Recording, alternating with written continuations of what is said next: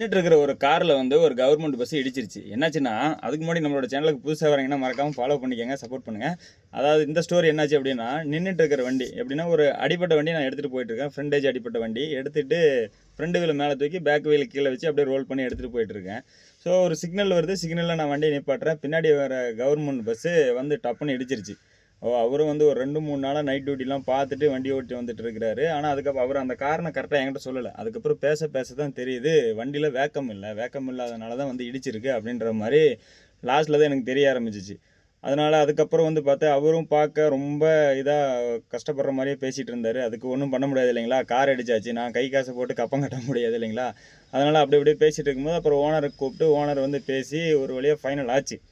இதில என்னடா இருக்கு? வண்டின்னா ஆக்சிடென்ட் ஆக தான் செய்யும். ரோடுன்னா அப்படிதானே இருக்கும் அப்படின்னு சொல்லி கேட்டீங்கன்னா, அது கணக்கு கிடையாது. நெறைய கவர்மெண்ட் பஸ்ல இந்த மாரிலாம் நடக்குது அப்படின்னு சொல்லி நான் இதுக்கு முன்னாடி கேள்விப்பட்டுருக்கேன். ஆனா வாட்டி எனக்கு நடந்துச்சு.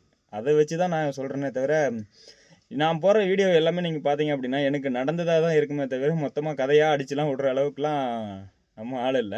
ஸோ பஸ்ஸோட ஃபோட்டோஸ்லாம் போட வேண்டியது தானே, அப்படின்னா ப்ரூவ் பண்ணலாம்ல அப்படின்னு சொல்லி கேட்டீங்க அப்படின்னா, இப்ப நான் அந்த ஃபோட்டோவ போடுறதுனால, ஒருவேள அந்த டிரைவர் யாருன்னு பார்த்து, அவருக்கு எதனா ஒரு இது நடக்கலாம் இல்லையா? அதனால தான்.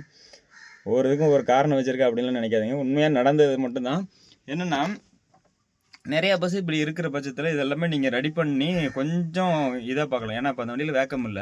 ஸோ முன்னாடி எதனா பெரிய லாரியே போகுது, இல்ல ஒரு ஹைவேஸ்ல எதனா ஒண்ணு நடக்குது. இதுக்கும் அந்த வண்டி லைன் வண்டி. ஹைவேஸ்ல எதனா நடக்குது அப்படின்னா, உள்ள ஒரு 50, 60 பேர் இருக்காங்க.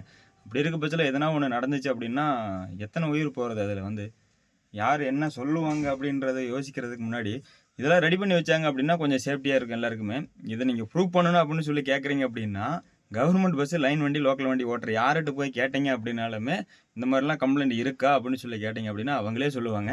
நீங்க அந்த அளவுக்கு வொரி பண்ணிக்க வேண்டியதே கிடையாது.